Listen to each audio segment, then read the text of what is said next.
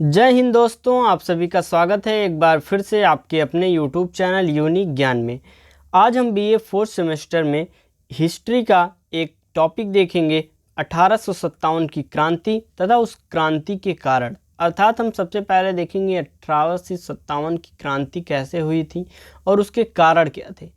अलग अलग जगहों पर अलग अलग लोगों ने कौन कौन से शहर में किसने मोर्चा संभाला था तथा उसको दबाने के लिए किस अंग्रेज ने किस जगह पर कार्य किया हुआ था, इस चैप्टर में पूरा देखेंगे। इसके पहले के चैप्टर्स अगर आप देखना चाहते हैं तो आप विजिट कीजिए हमारे चैनल में। प्लेलिस्ट आपको मिल जाएगी BA fourth semester history classes, वहां से आप क्लासेस देख सकते हैं। अगर आप चैनल पर नए हैं तो चैनल सब्सक्राइब कर लीजिए, जिससे आने वाली वीडियोस आपको प्राप्त होती रहें। और साथ ही अगर नोट्स प्राप्त करना चाहते हैं तो टेलीग्राम चैनल आप ज्वाइन कीजिए, वहां से सभी क्लासेस की नोट्स आपको प्राप्त हो जाएंगी। तो सबसे पहले चलिए देखते हैं 1857 की क्रांति के बारे में। 1857 की क्रांति, इस क्रांति के पृष्ठभूमि बहुत पहले से ही तैयार हो रही थी। भारतीय जनता धीरे धीरे अंग्रेजों के खिलाफ होते जा रही थी और जिसके कई कारण थे। भारतीय जनता में अनेक जो विद्रोह हुए, अनेक अनेक कारणों से जो अंग्रेज ने किए, उनके ऊपर अत्याचार या किसी प्रकार का आरोप लगाया, उनसे उनके अंदर स्वराज की जब भावना जगी तो उन्होंने क्रांति करने की सोची। और बहुत पहले से यह प्लानिंग करके रखी थी 1857 में कि वह करेंगे विद्रोह। लेकिन धीरे धीरे अंग्रेजों के खिलाफ होते जा रहे इस आक्रोश का कारण जो बना 1857 की क्रांति में आपको देखने को मिला, मतलब लोगों को देखने को मिला, अंग्रेजों को देखने को मिला। उसमें सर्वप्रथम पहला कारण क्या था? आर्थिक कारण। अंग्रेजों ने जमींदारी व्यवस्था, महालवारी, रैयतवाड़ी, अस्थाई बंदोबस्त इत्यादि द्वारा भारतीय किसानों का अत्यधिक शोषण किया, जिस कारण भारतीय किसान गरीब हो गए। वे इसका कारण अंग्रेजों को मानते थे, क्योंकि उन्होंने अलग अलग जो व्यवस्थाएं लागू की थी आर्थिक क्षेत्र में, वह अंग्रेजों के द्वारा जो लागू की गई थी, भारतीयों को वह अच्छा नहीं लगा और वह भारतीय किसान को धीरे धीरे नुकसान भी होने लगा, जिसके कारण और जो अमीर थे, जो ज़मींदार थे, वह अमीर अमीर होते गए और लोग किसान जो थे गरीब होते गए। और वे इसका कारण किसे मानते थे? अंग्रेज़ों को मानते थे। इस कारण उन्होंने जो किसान के लोग थे, किसान संप्रदाय के लोग थे, वह आर्थिक कारण से 1857 की क्रांति में प्रतिभाग लिए थे। सामाजिक कारण क्या था? अंग्रेजों ने सती प्रथा, नर बलि, बाल विवाह पर प्रतिबंध लगा दिया तथा विधवा पुनर्विवाह लागू करा दिया, जिस कारण भारतीय समाज में एक क्रांति की भावना आने लगी। उस समय के लोग जो थे वह अपने समाज के साथ, अपने संस्कृतियों के साथ कोई खिलवाड़ नहीं देख सके थे। उन पर जब बाल विवाह बंद हुआ, सती प्रथा बंद हुई, एक प्रकार से एक आक्रोश लोगों के मन में आया। और साथ ही साथ जब पुनर्विवाह का लागू किया गया तो लोगों ने एक विद्रोह करने का प्लानिंग की, जिसका परिणाम भी 1857 की क्रांति हुई। अगला कारण देखेंगे। अगला है हमारा प्रशासनिक कारण। लॉर्ड डलहौजी ने हड़प नीति के तहत सतारा, अवध, झांसी, कानपुर, इलाहाबाद, जगदीशपुर, सिक्किम इत्यादि पर अधिकार कर लिया। इसने नाना साहब का पेंशन बंद कर दिया, जिस कारण ये सभी राजा विरोधी हो गए। नाना साहब का पेंशन बंद करने के बाद वहाँ के लोग जो थे वह प्रशासनिक कारण से विद्रोह कर उठे और उन्होंने जो हड़प लिया था अवध का, झांसी, कानपुर, इलाहाबाद, जगदीशपुर, सिक्किम आदि की जो राज्य था, उसको हड़प नीति के तहत इन्होंने हड़प लिया था। यह भी एक महत्वपूर्ण कारण बना 1857 की क्रांति का। एक एक टॉपिक, एक एक कारण बस ध्यान से आप सुनते जाइए, आपको बहुत अच्छे से समझ में आ जाएगा और आप अच्छे से पेपर में लिख पाएंगे। अगला हमारा है धार्मिक कारण। अंग्रेज ईसाई धर्म का अत्यधिक प्रचार करते थे, जिस कारण भारतीय समाज विरोधी हो गया। भारत के लोग जो थे अपने धर्म को मानने वाले थे, वह दूसरों को धर्मों को अपनाना नहीं चाहते थे। और जब अंग्रेज ईसाई धर्म का अत्यधिक प्रचार करने लगे और लोगों के ऊपर अत्यधिक थोपने लगे, यहाँ की नारियों से विवाह करने लगे, धर्म परिवर्तन करके ले जाने लगे, तो यहाँ के लोगों के मन में एक विद्रोह की भावना आई, जिसका कारण भी 1857 की क्रांति हुआ। मतलब जिसका एक परिणाम 1857 की क्रांति हुआ। कारण तो धार्मिक कारण था। तकनीकी कारण अगला है। रेल, डाक तथा प्रेस के प्रारंभ होने से विद्रोह की भावना तथा संदेश तेजी से फैलने लगा। जैसे एक जगह पर विद्रोह फैलता था तो दूसरी जगह पर पहुंचने के लिए बहुत देरी लगती थी, लेकिन जब तकनीकी व्यवस्था अंग्रेजों ने दी, रेल की व्यवस्था, एक जगह से दूसरी जगह पर जल्दी पहुंच जाते थे, डाक, एक जगह से दूसरी जगह पर अपनी बातों को जल्दी लोग शेयर कर देते थे, प्रेस के माध्यम से लोगों के मन में स्वराज की भावना को जगाते थे। यह एक तकनीकी कारण था 1857 की क्रांति का। आगे देखेंगे हम। अगला कारण था सैनिक कारण। भारतीय सैनिकों को दाढ़ी, मूछ, पगड़ी तथा बाला कड़ा पहनने पर रोक लगा दिया गया, जिस कारण सैनिक खिलाफ हो गए। अब जो है मूछ, पगड़ी, मूछ तो लोगों की शान होती थी, उस समय मानी जाती थी। पगड़ी और जो बाला पहनते थे लोग, अलग उनका जो संप्रदाय था, उनके धर्म में जो था, और कुछ लोग पगड़ी बांधते थे। पंजाबी लोग पगड़ियों को अपनी शान मानते हैं, तो उसको जब मना कर दिया गया तो वह भी एक विद्रोह का कारण बना, जिसमें सैनिकों ने विद्रोह किया, क्योंकि उस समय सैनिकों को ये सब चीज़ नहीं करने दिया जाता था और एक रोजगार का माध्यम भी था सैनिक। लेकिन यह लोगों को पसंद नहीं आया, उन्होंने एक विद्रोह किया, जिसका परिणाम हुआ 1857 का विद्रोह। अगला एक सबसे महत्वपूर्ण तत्कालिक कारण हुआ। तत्कालिक कारण क्या था कि अंग्रेजों ने बेस फील्ड राइफल के स्थान पर इनफील्ड राइफल को लाया। तभी यह अफवाह उड़ गई कि हिंदुओं को दी जाने वाली राइफल के कारतूस पर गाय की चर्बी तथा मुसलमानों को दी जाने वाली राइफल के कारतूस पर सूअर की चर्बी लगी है, तथा अंग्रेजों के द्वारा दिए जाने वाले आटे में गाय और सूअर की हड्डी का पाउडर मिला है, जिस कारण सैनिकों में मतभेद हो गया। अब हिंदुओं से अगर बोल दिया जाए कि उन्हें गाय की चमड़ी का कारतूस दिया गया है, हिंदू लोग गाय को अपनी माता मानते थे, और जो मुस्लिम लोग थे वह सूअर को एक गलत चीज़ मांगते थे, मतलब उसकी चमड़ी को नहीं छूना, स्पर्श करना चाहते थे। तो यह एक बहुत बड़ा कारण बना 1857 की क्रांति का, जो कि एक तत्कालिक कारण है। बंगाल के बैरकपुर छावनी के 34 नेटिव इन्फेंट्री के जवान 34 नेटिव इन्फेंट्री के जवान मंगल पांडे ने इन कारतूसों के प्रयोग को मना कर दिया, क्योंकि मंगल पांडे को पता लग गया कि यह गाय की चर्बी से बना हुआ है, और पांडे जी ने सीधे सीधे मना कर दिया कि गाय की चर्बी से बना हुआ कारतूस का प्रयोग मैं नहीं करूंगा। उसके अधिकारियों ने जब दबाव बनाया तो उसके ने लेफ्टिनेंट बाज तथा लेफ्टिनेंट ह्यूज को गोली मार दी। जब उनसे बोला गया लीजिए आप इसका प्रयोग कीजिए, तो वह मंगल पांडे कहते हैं लाइए प्रयोग करते हैं। उन्होंने 2 गोली ली, एक गोली लेफ्टिनेंट बाज को मार दिया और एक गोली लेफ्टिनेंट ह्यूज को मार दी। इस कारण मंगल पांडे को 8 अप्रैल 1857 को 12 बैरकपुर छावनी में फांसी दे दी गई, और मंगल पांडे यूपी के बलिया का रहने वाला था। इस घटना के कारण सारे सैनिकों के अंदर विद्रोह की भावना आ गई। जब उन्होंने अपने सामने अपने एक मित्र जो उनके साथ कार्य करता था, एक जवान, एक सैनिक, उनके सामने जब फांसी चढ़ा दिया गया, और वह भी एक अच्छे कार्य के लिए, उसने गाय की चर्बी को कारतूस जो बना हुआ था उसका प्रयोग करने से मना किया था, उसके कारण उसे फांसी चढ़ा दिया गया। तो यह बहुत बड़ा कारण बना, सैनिकों ने विद्रोह कर दिया, उनके अंदर विद्रोह की भावना आ गई। सैनिकों ने 30 मई 1857 को विद्रोह का दिन निर्धारित किया, और इसके लिए रोटी तथा कमल के फूल द्वारा संदेश फैलाया गया। रोटी तथा कमल का फूल जो था वह एक निशान, संदेश माना गया, सिंबल माना गया। जो भी रोटी और कमल के फूल को स्वीकार कर लेता था, अर्थात वह 1857 के विद्रोह में शामिल हो जाता था। आगे देखेंगे। मेरठ के 20 नेटिव इन्फेंट्री के जवानों ने 10 मई 1857 को ही विद्रोह कर दिया। ये विद्रोही पूरे छावनी के हथियारों को लूटकर 11 मई को दिल्ली पहुंच गए। 20 मई को क्यों कर दिया? उन्होंने तो स्वीकार किया था, उन्होंने जो प्लान बनाया था उसमें क्या था,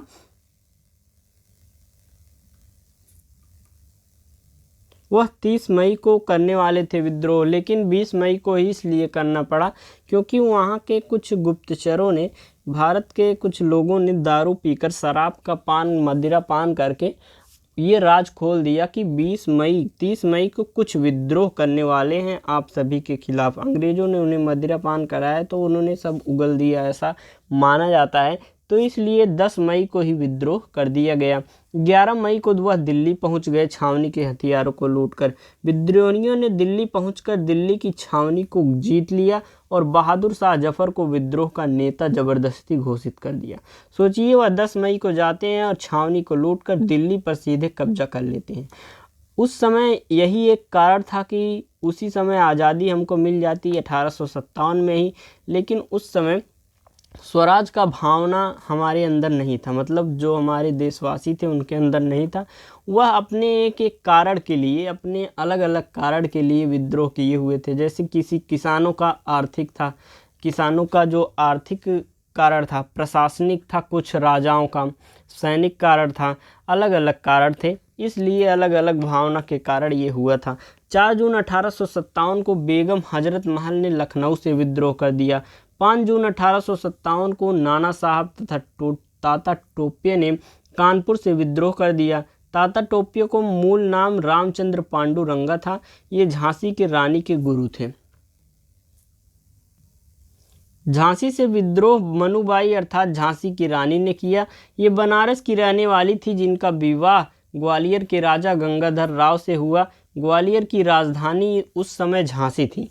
पटना से विद्रोह किसने किया? पुस्तक विक्रेता पीर अली ने किया।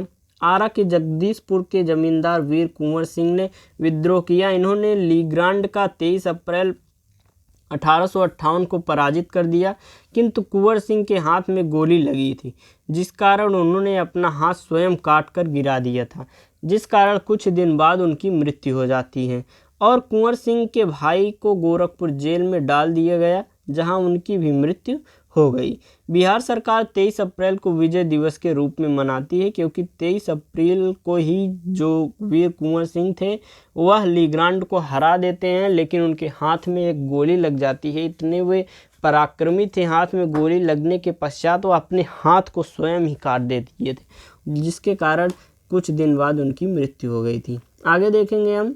अब हम देखेंगे विद्रोह दबाने वाले अंग्रेज सेनापति। दिल्ली से मतलब मान लीजिए किसी एक स्टेट से, किसी क्षेत्र से किसने विद्रोह का मोर्चा संभाला था और अंग्रेज के किस सेनापति ने वहाँ का मोर्चा जो है विद्रोह दबाया था। दिल्ली में बहादुर शाह द्वितीय ने मोर्चा संभाला था विद्रोह का, लेकिन निकलसन तथा हडसन ने विद्रोह को दबा दिया था। फैजाबाद से मौलवी अहमदुल्लाह ने मोर्चा संभाला था, कर्नल रेनर ने विद्रोह दबा दिया। फतेहपुर में अजीमुल्ला ने, कर्नल रेनर ने दबा दिया। बरेली में खान बहादुर खान ने मोर्चा संभाला था, विसेंट आयर ने विद्रोह दबा दिया। लखनऊ से हजरत महल ने मोर्चा संभाला हुआ था, कैंपवेल ने दबा दिया विद्रोह को। कानपुर से नाना साहब ने, झांसी से मानूबाई ने, ग्वालियर से तात्या टोपे ने, इलाहाबाद से लियाकत अली, जगदीशपुर से कुंवर सिंह, पटना से पीर अली।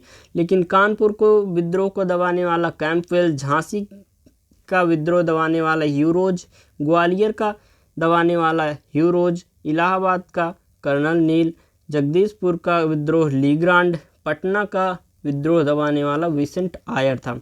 और एक बात ध्यान देने योग्य है कि कर्नल नील, लॉरेंस तथा हैबलक विद्रोह दबाते समय मारे गए थे और 1859 में जब तात्या टोपे पकड़े गए तो विद्रोह को पूर्णतः समाप्त समझा जाने लगा। कब समाप्त हुआ विद्रोह? 1859 में। विद्रोह में कौन सा अंग्रेज सेनापति मारा गया था?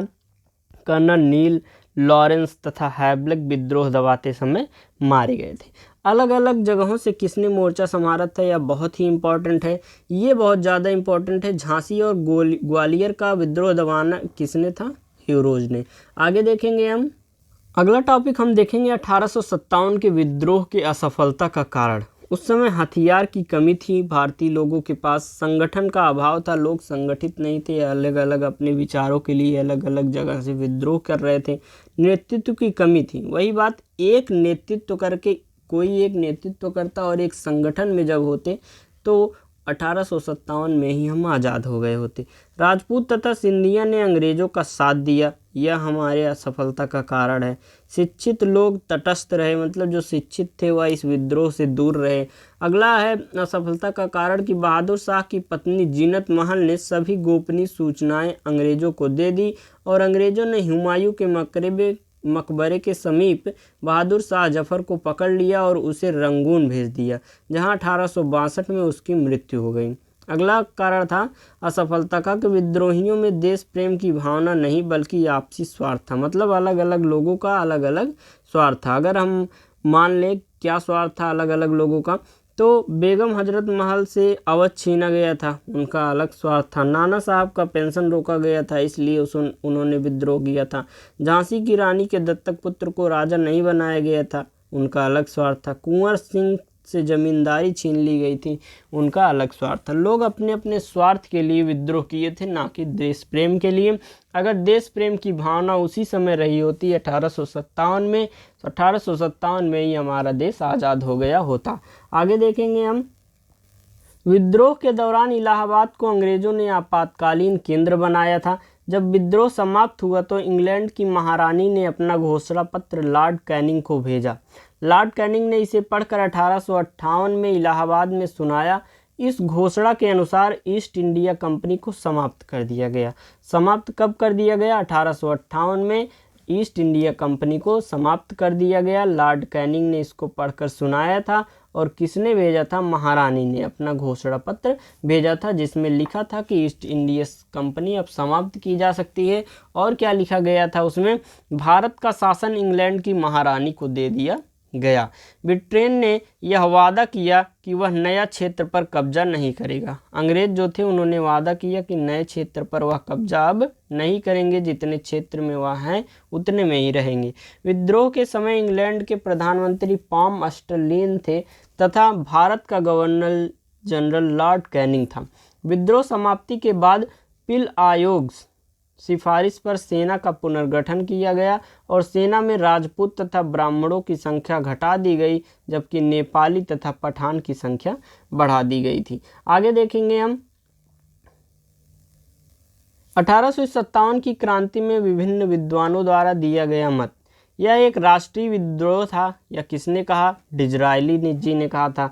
यह सैनिक विद्रोह था, सिले और लॉरेंस ने कहा। यह प्रथम स्वतंत्रता संग्राम था, इसको किसने कहा? बीडी सावरकर जी ने कहा था। यह हिंदू मुस्लिम षड्यंत्र था, जेम्स आउट्रम ने कहा। यह ईसाइयों के विरुद्ध धर्म युद्ध था, रीज ने कहा।